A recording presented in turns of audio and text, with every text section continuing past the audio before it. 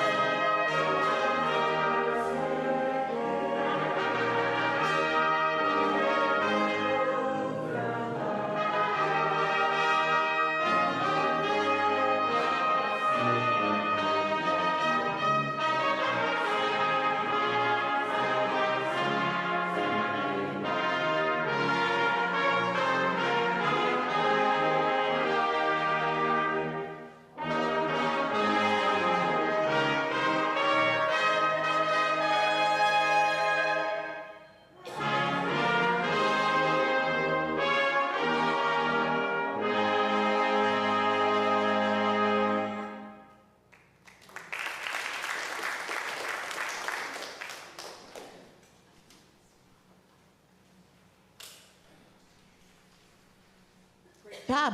Great job. There we go. So I can tell you're ready for a wonderful evening of music. This is the Sine, Nomine brass. That's how we say it. It means without name. We started in my driveway during the pandemic, and we didn't really have a name. And we went to a church that said, "What's the name of your group?" And actually, Valerie was kind of joking around with this. We should call it Sine Nomine, which is the name of a hymn. It's the hymn tune. And so we stuck, and that's who we are. We are without name, Sine Nomine. Now you know. So much of our program tonight is American composers. We're going to start with an anthem by William Billings. William Billings is the first American composer to be published. And his writing is during the Revolutionary War era at that particular time. This is an Easter anthem, actually, and it's called "The Lord is Risen Indeed."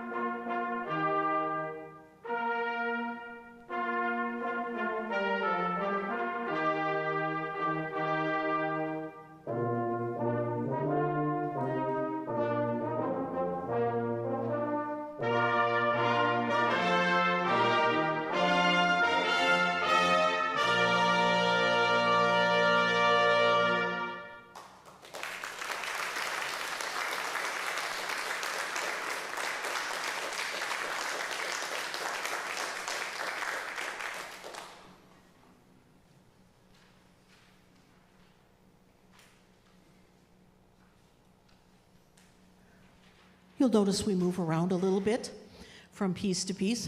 Marty's going to be getting up here in a minute. The next selection we're going to do is a piece of music composed by American composer Marshall Gilkes.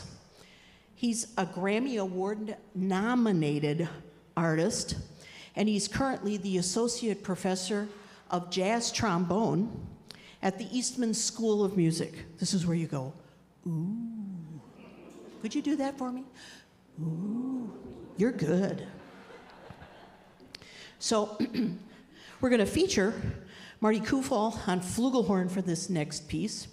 It has some very lush harmonies and is named after a very picturesque Irish village called Edenderry.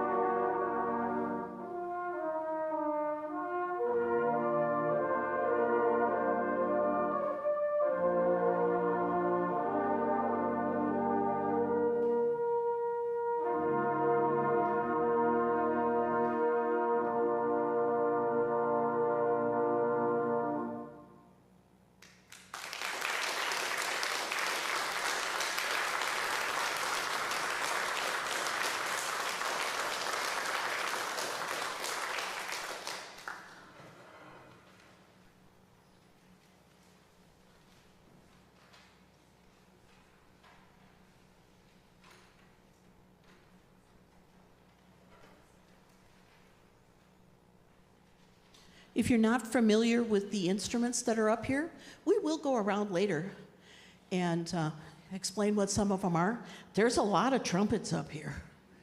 Yeah, a lot of fun things. Isn't that a beautiful piece? And Marty plays it just so well.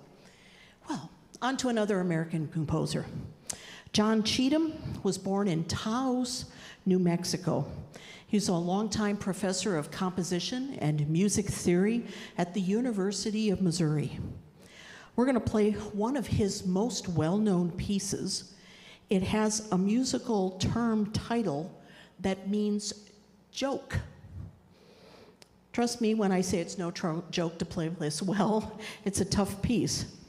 And so this is John Cheatham's joke. The Italian word is scherzo.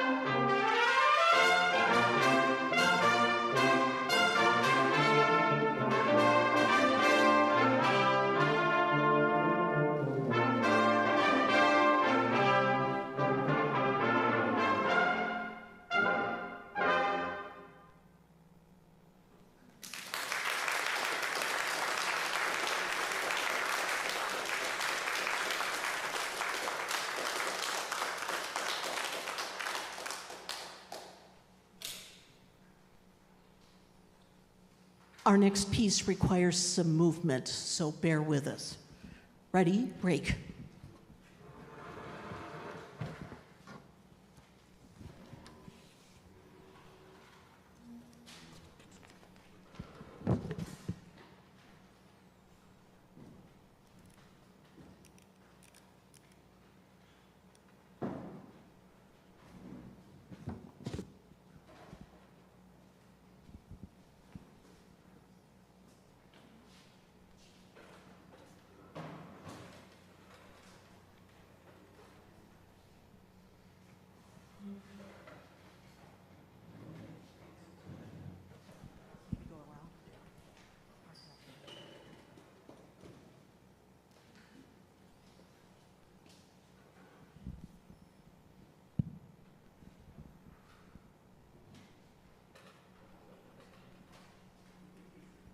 It's easier if you're outside, there's more room.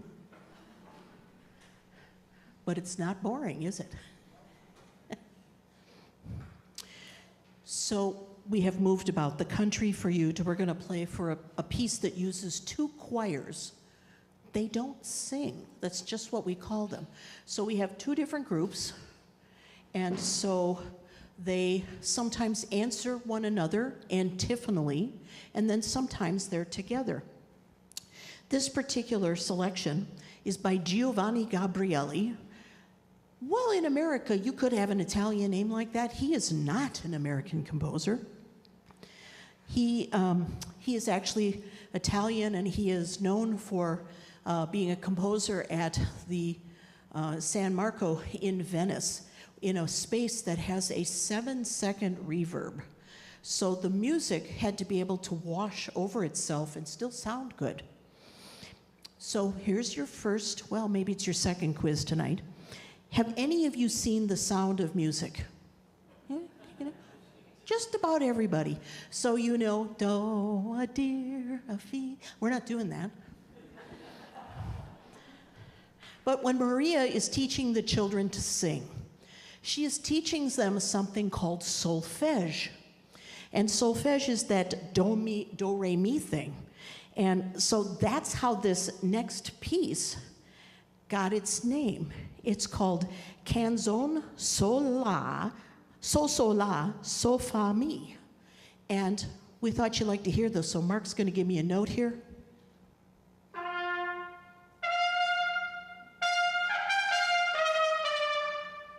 So la so fa mi. You hear it? That's the melody. You want to listen for that throughout. So here is Giovanni Gabrieli's Canzone, so la so fa mi. There's a lot of them, lots of soul. Here we go.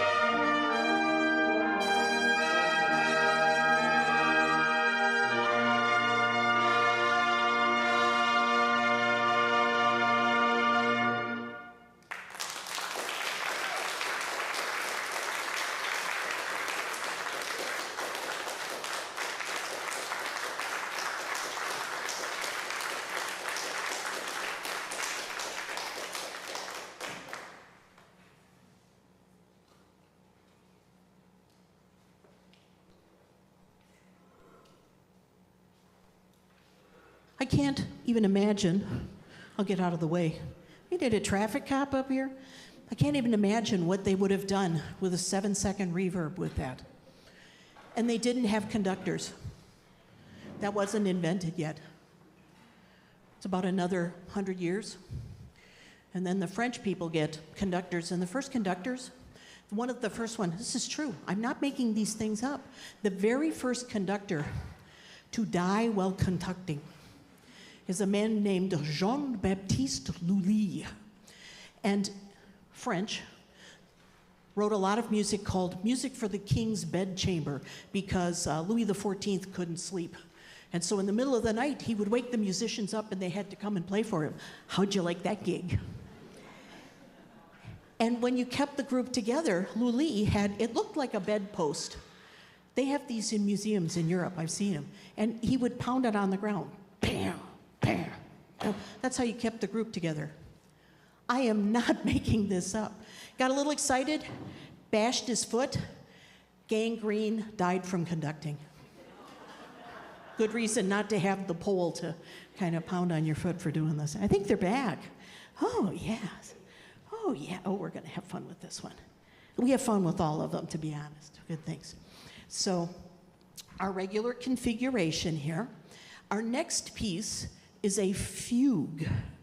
It isn't just any old fugue. It is by a living composer who is in our midst. It's one of our trumpet players, Mark Schrader. There he is. I pondered how to explain to you what a fugue is. There's very strict rules for how you write this. So we came up with a way. Here's words you should know: subject, counterpoint, and development. It can be a little overwhelming, and it can kind of make your head spin, but we have come up with an excellent way to explain it. Listen.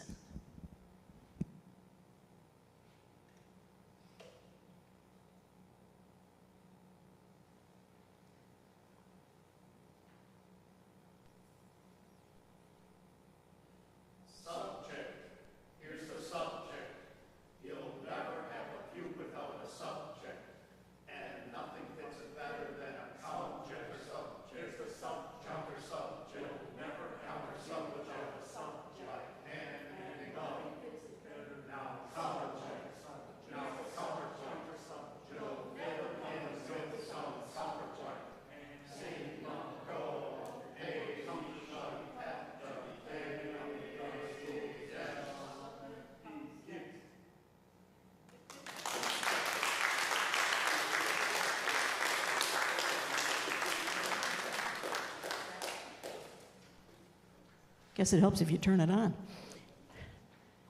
That make a little more sense? It's kind of a fun way to do it. What is especially fun about doing that little fugue thing with people speaking in it is they actually count and know how it works. So I think we probably did this off the very first time. We didn't have to actually spend a lot of time like teaching them how to count. So that's a very exciting thing. So now, I think you are absolutely ready for Fugue, Opus 1, Number 1, by Mark Schrader.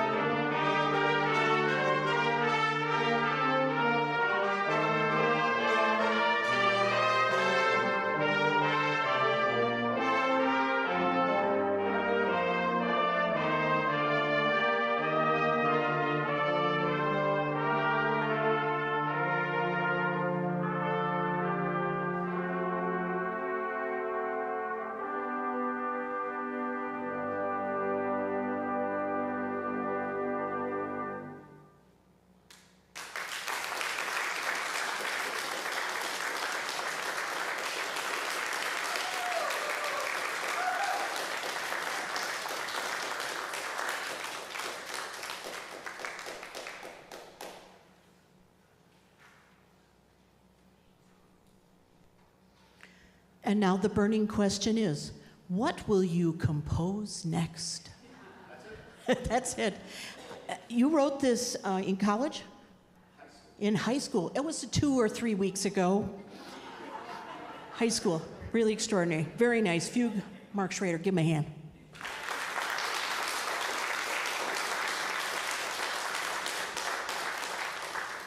And so now it's time for the instrument roundup. We're going to start in the back with Tracy Klauser back there. Tracy has a B-flat tuba. Looks like so and sounds like this.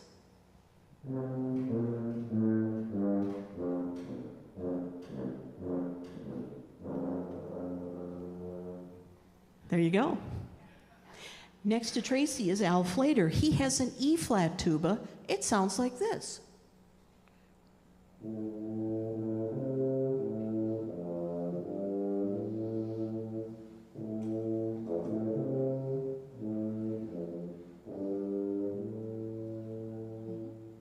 You'll also see that Al doubles on euphonium once in a while. And next to him is, you want to play it? Go ahead, play it. Why not? You got it here. You spent money on it. Play it.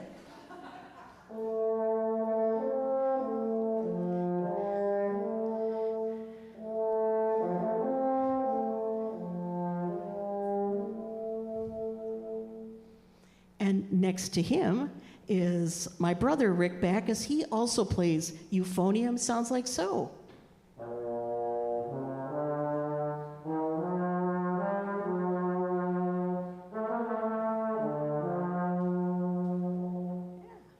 And then Mike Swenson's back here. He plays French horn.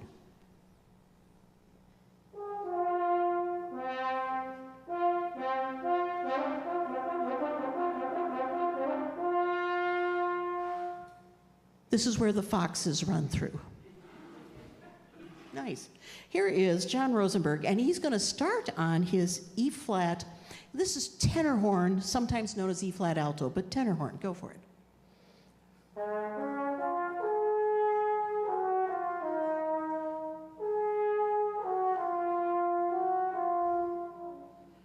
And then, now, as he's picking this horn up, this is the part where you go, ooh. Ah, just a minute, I'll cue you. John has a new baritone horn. Ooh, ah. And it sounds like this.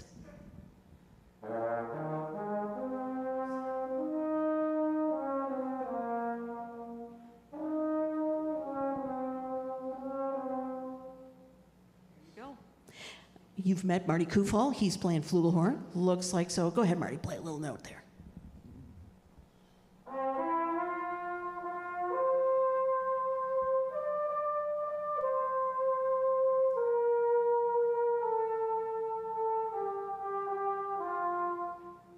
Very nice. Brian's got a B-flat trumpet he's playing.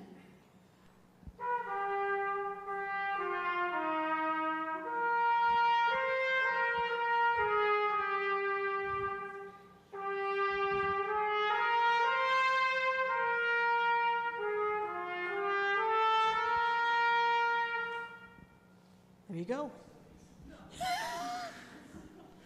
You can tell we don't get along well, can't you? Rod Klauser's next, and Rod's got a C trumpet there. Sounds like this.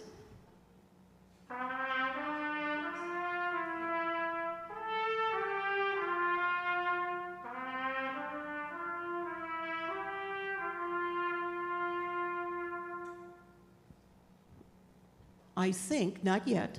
You're so eager. Here's Mark Schrader of Fugue fame playing a cornet, B-flat cornet.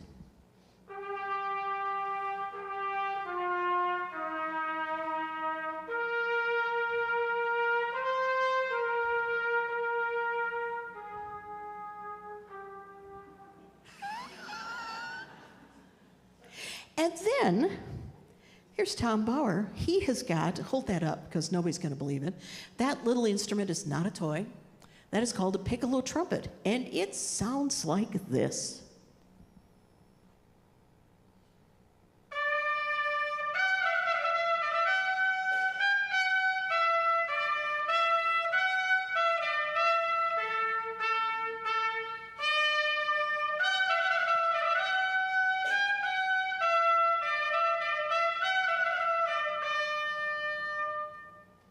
There you go.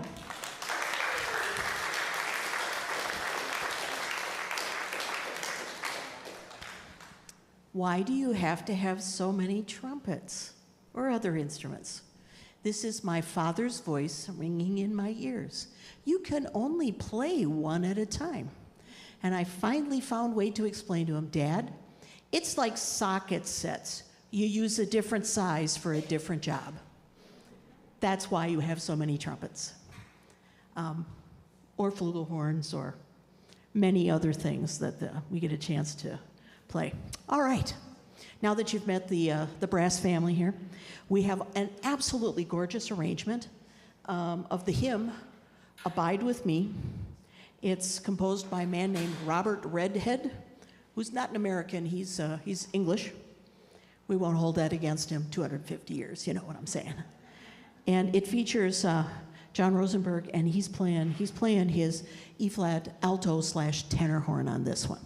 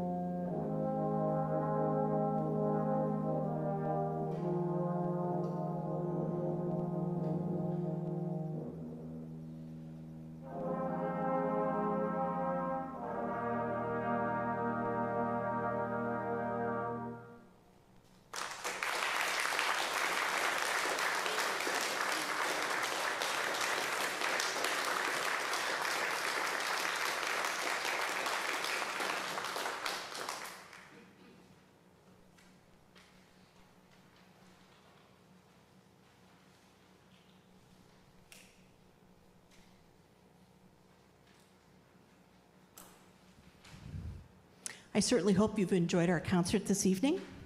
We do have one more concert in our summer series. It's going to be Friday, August 7th, hopefully outside because we are just short of 40 musicians for that one. And they'll be sitting in your lap if we're in here, but if that's what we got to do, we have a beautiful space where we can do that. That will also be a program of all-American music for band. And East Side Circle from here is throwing an ice cream social after the concert. There are some of these flyers in the back. If you want to know what that time is, Sharon's probably got them back there. She can hand them to you. She's given me thumbs up. She's on top of it. That girl always is. Excellent. Our concerts are always free, but of course there's some costs involved in presenting a program of this type. So there's a drum case back there, and if you should feel inclined to support the brass, we would certainly appreciate it, and those donations go right to the group. So we have now come to the final selection on our program for this evening. That is, of course, unless you really liked us. We hope you did. We might just have another piece or two, but only if you really liked us. Oh, I think it's happening. How could we possibly celebrate America 250 without featuring the music of one of America's finest composers? George M. Cohan was a song and dance man who thrived in high-class vaudeville. He was well known for composing, producing, and starring in over 3 dozen musicals. Despite some clever marketing, we now know that he was born on the 3rd of July, not really the 4th.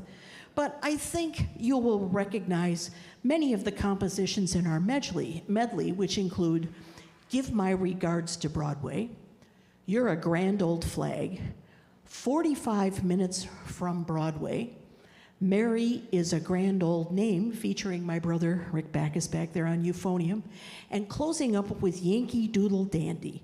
If you want to sing along, go ahead, but bear in mind, we change tempos.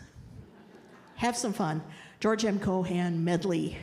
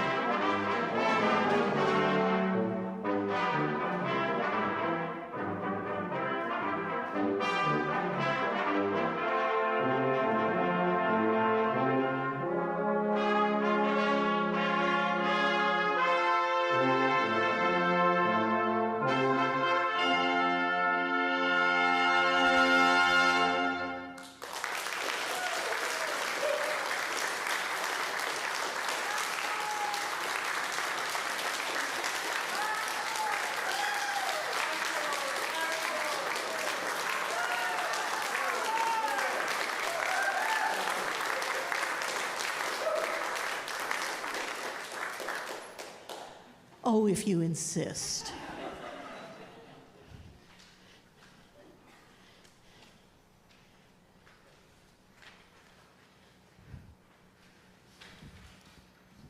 We're going to go to the Renaissance period. We're going to play a piece for you by Michael Praetorius. He's very important in music history for writing down how music was done and performed back in the 1500s. We know a lot about that and early 1600s because he wrote them down in a book that we still have called the Syntagma Musicum, loosely the system of music from that time period. He is a very important church music composer, and this is one of his most famous pieces. It's called Salite.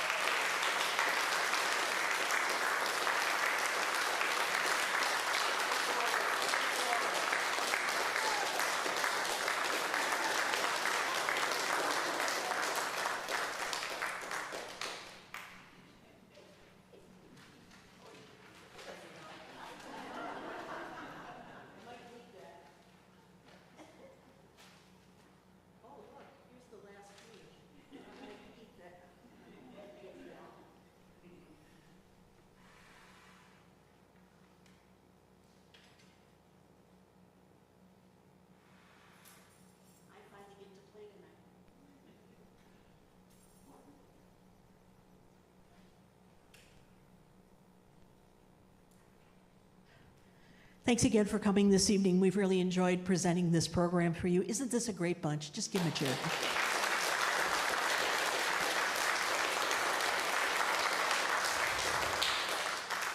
It's stinking tough to play when your face is sweating because the mouthpiece slides around, and they're doing an extraordinary job.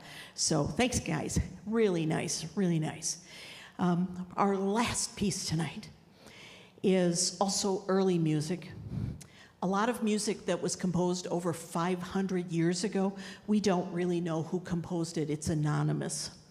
But we know the title to this one, and I think you're going to enjoy this Renaissance piece a lot. It's called Gaudete.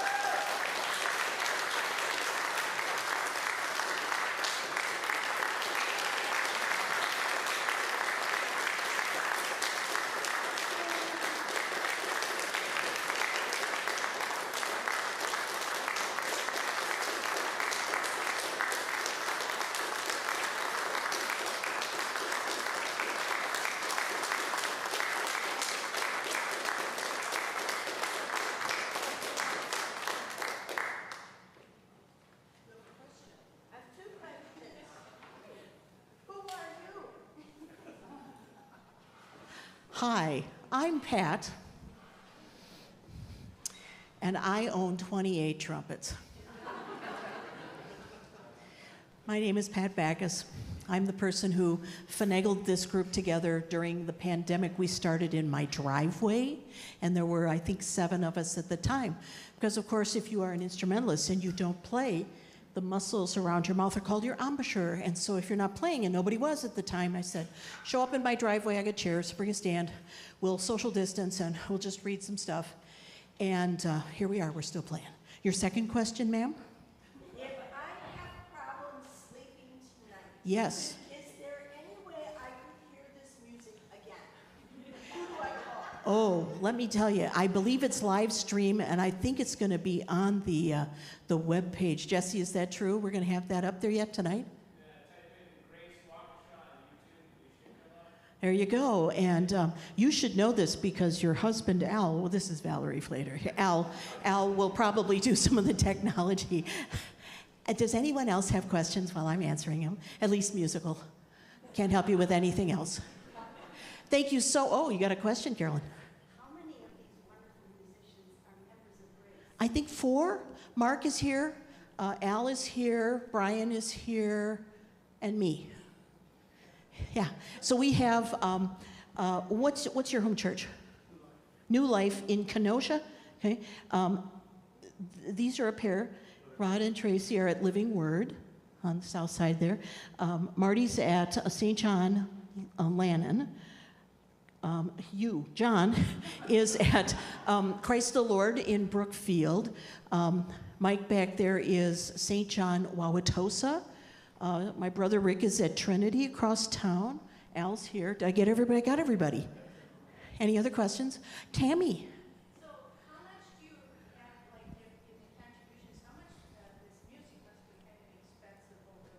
Oh, baby. How much do we spend on music in a year? Well, we will do a lot of, I have 4-ish church services, and so we try to match all of our music to the hymns, which is quite challenging. So I would say, so we own a fair amount, and of course we borrow from here and some of the folks here, but I would say probably on a Sunday, if we're doing pre-service music, it's probably $300, $400 just for that Sunday. We use them again when we're doing that, but music is quite expensive for different things. It's not as expensive as those horns are there. They buy those. But that's, I saw a hand over. John, were you asking a question? No, you were just making a left-hand turn. Okay. Anybody else? Tammy. During like the school year, we meet on Mondays and we practice every Monday because some of these folks have places up north and vacation and yada, yada, yada. For this concert, we met Monday, we met Wednesday, and here we are. So we did, now we've done some work on this before and we have pieces we've used, but 3 rehearsals to come in. This is, I can't rave about them enough. This is a very, very fine group of musicians. They are extraordinary, and I am so privileged to stand up here and give them grief because they're really fun to work with. Yes, they do give it back. Anybody else? Yeah. If I know a brass player who would be interested, are you looking for extra? Have them get in touch with me. Yeah. Yeah, I'm always willing to finagle somebody into playing. And if this is too challenging for them, the band that is coming up in August, the band that you will hear, again, it's about, I think I'm sitting at 38 or 39 players. I send an email out the beginning of July and I say, who wants to play? And if you know somebody who wants to play, let me know. There are people who are coming next week, Wednesday, I have never met. I have no idea what their skill level is, but if they got enough guts to say, hey, I'm going to do this on 3 rehearsals, they must be fairly decent. And we'll also say, you know, if that measure's too hard, just play the first note, somebody will cover it. And it always works out. It absolutely always works out. For that sort of thing, it's really a fun bunch. Did I get all of the questions for this evening? Thank you so much for coming. Stay cool. Here's the band.